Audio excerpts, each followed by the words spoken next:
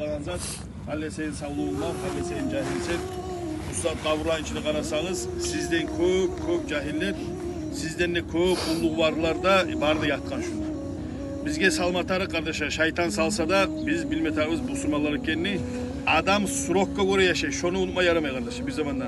Sen süysen hayvan neymi sağlığın olsa da, ahtan da belki çabamsan da, ne baylığın varmasa, tukun varmasa da adamı surok gele.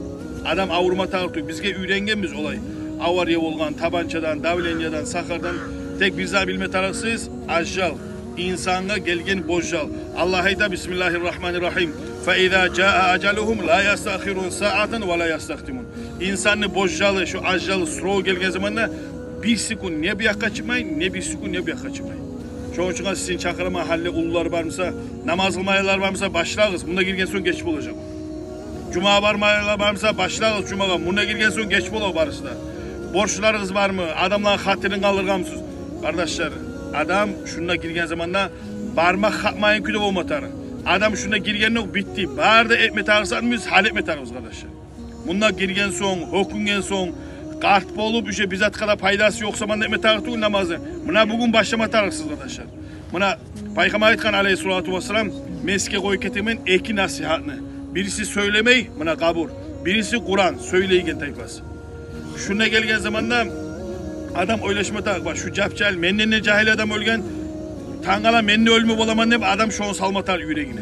Hali her kim özümüzün bulay ajjalına karayıp bolgamsak, bolgamsak. Hali biz ki çıkartıp, moş bire bir gün kalgan, moş bire 10 yıl kalgan, moş bire tangala, moş ocakka yetişmeyeceğiz biz. Kardeşler para katırma yaramay, ajjal barımızda, tamağımızda. Neşik aytak bize aytu, insanın umutu tav başta, ajjalımıza immaşta. Şolay bek yuğsat kardeşler, ajjalla baytanızat. Allah aytanını ettiniz, paykaman yolundan taymağız. İnşallah bunda kabul edilgen zamanda parakat olacağız. Buna şu adam ne? Bu saat şu ölgen adam ne? Kalgan buna amal da var şunu. Yakşamalar, yamanmalar. Buna kardeşler de var. Kardeşlerimize getireceğimiz hali barız. Şu adam kala bir gene bir özünü amalından. Şolay barımızda başka tuğul. Her kim yalnız kalacak özü de özünü amalda.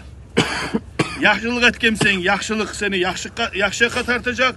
Yamalıklar etkemsen, Allah sağ olsun senden bek buzuk adam yok. Çoğun kardeşler esnafımız geç bolgan çağa. Vesselamu aleyküm ve rahmetullahi ve berekatuhu.